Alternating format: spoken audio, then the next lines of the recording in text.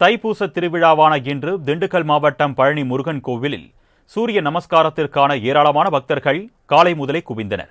இதுகுறித்த கூடுதல் விவரங்களை செய்தியாளர் கார்த்திகேயன் வழங்க நாம் கேட்கலாம். வணக்கம் கார்த்திகேயன், இன்று தைப்பூச திருவிழா கோலாகலமாக கொண்டாடப்பட இருக்கக்கூடிய நிலையில் என்னென்ன ஏற்பாடுகள் செய்யப்பட்டிருக்கு, பக்தர்களுடைய வருகை எந்த அளவுக்கு இருக்கு, விவரங்கள்? வணக்கம் அருணேஷ். பழனி முருகன் கோயிலில் தைப்பூச திருவிழா பக்தர்களின் அரோகரா கோஷத்துடன் கோலாகலமாக கொண்டாடப்பட்டு வருகிறது. தைப்பூச திருவிழாவில் கலந்து கொள்வதற்காக தமிழகத்தில் அனைத்து பகுதியிலிருந்து முருக பக்தர்கள் கூட்டம் கூட்டமாக பழனிக்கு பாத யாத்திரையாக வந்த வண்ணம் உள்ளனர்.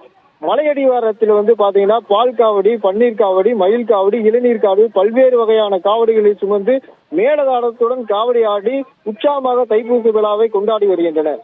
தைப்பூச திருவிழாவில் இன்று அதிகாலை முதலே சண்முகநேதி இடுமன் குளம் பகுதியில் ஆயிரக்கணக்கான பக்தர்கள் சூரிய நமஸ்காரம் வணங்கியும் கையில் சூடம் ஏற்றியும் அரோகரா என்ற கோஷத்துடன் வழிபட்டு வருகின்றனர். மேலும் ஆண்கள், பெண்கள் முருகல் பக்தி பாடல்களும் பாடி கிரிவலம் மலை மீது சாமி தரிசனம் செய்ய சென்றுள்ளனர். பக்தர்களின் கூட்டம் அதிகமாக உள்ளதால் சாமி தரிசனத்துக்கு மலை மீது செல்லக்கூடிய பாதை ஒரு வழி பாதையாக மாற்றப்பட்டிருக்கிறது. பக்தர்களின் கூட்டத்தை போலீசார் தடுப்புகள் ஏற்படுத்தி அனுப்பி வைக்கப்படுகின்றன. யானைப்பாதை வழியாக தரிசனத்திற்கு பக்தர்கள் மலை மீது மேலே அனுமதிக்கப்பட்டு தரிசனம் முடித்து பக்தர்கள் படிப்பாதை வழியாக கீழே இறங்கி செல்லும் வகையில் ஏற்பாடு செய்யப்பட்டுள்ளனர்.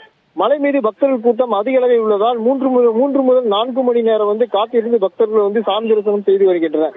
மேலும் மாலை நடைபெறக்கூடிய தைப்பூச திருவிழா தேரோட்ட நிகழ்ச்சி கலந்து கொள்வதற்காக பக்தர்கள் பலரும் ஆர்வத்துடன் ஆங்காங்கே காத்திருக்கின்றனர். திருவிழாவிற்கு வரும் பக்தர்கள் தேவையான அடிப்படை வசதிகளை கோயில் நிர்வாகம் செய்துள்ளது. பக்தர்கள் கூட்டம் அதிகமாக உள்ளதால் நிலையில் பாதுகாப்பு பணியில் 3000க்கும் ஈடுபடுத்தப்பட்டுள்ளனர். மேலும் பழனியில் பாத யாத்திரை பக்தர்கள் சொந்த ஊர்களுக்கு திரும்பி செல்வதற்கு பழனியிலிருந்து தமிழகம் 500 சிறப்பு பேருந்து இயக்கப்பட்டு வருகின்ற அறிஞர்.